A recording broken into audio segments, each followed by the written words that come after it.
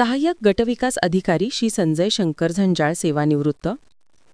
शासकीय सेवेतील कर्मचाऱ्यांना नोकरीचा प्रारंभ दिवस जितका महत्त्वाचा असतो तितकाच निवृत्तीचा दिवस देखील महत्त्वाचा असतो.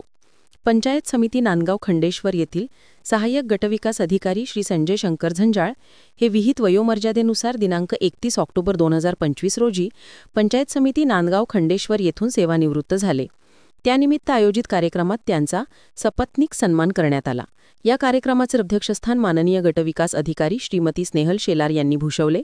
त्याचबरोबर प्रमुख उपस्थिती म्हणून श्री संजय झंजाळ यांच्या सहचरणी व त्यांचे सुपुत्र उपस्थित होते. कार्यक्रमाचे प्रास्ताविक तथा सत्कारमूर्ती यांचा सेवा कार्यकाळ श्री रुपेश देशमुख यांनी अतिशय उत्स्फूर्तपणे वर्णन करून सत्कारमूर्तींच्या कारकिर्दीवर प्रकाश टाकला. त्यानंतर विस्तार अधिकारी श्री वीरेंद्र गलपट सर यांनी सरांच्या त्यांच्यासोबत असलेल्या आठवणी तसेच सोबत घडलेले किस्से अत्यंत मनमोकळेपणाने वर्णन केले. पुढे सहाय्यक गटविकास अधिकारी श्री संजयजी झंजाळ यांच्या कार्यकाळात कशा पद्धतीने प्रत्येक गोष्ट त्यांनी किती मनमोकळेपणाने हाताळली याचे वर्णन विस्तार अधिकारी श्री किशोर पांडे यांनी केले. यानंतर पुढे सत्कारमूर्ती तथा सहाय्यक गटविकास अधिकारी श्री संजयजी झंजाळ यांनी आपल्या सेवा कारकिर्दीमधील अनुभव अगदी हसत खेळतपणे सर्वांना सांगितले व आधुनिक तंत्रज्ञानाबरोबर कसा मेळ साधून त्याचा आपल्या कारकिर्दीत कसा फायदा करून घेता येईल याबद्दल सांगितले व माझा निरोप समारंभ एवढा ताठामाठात साजरी केल्याबाबत सर्वांचे आभार मानले.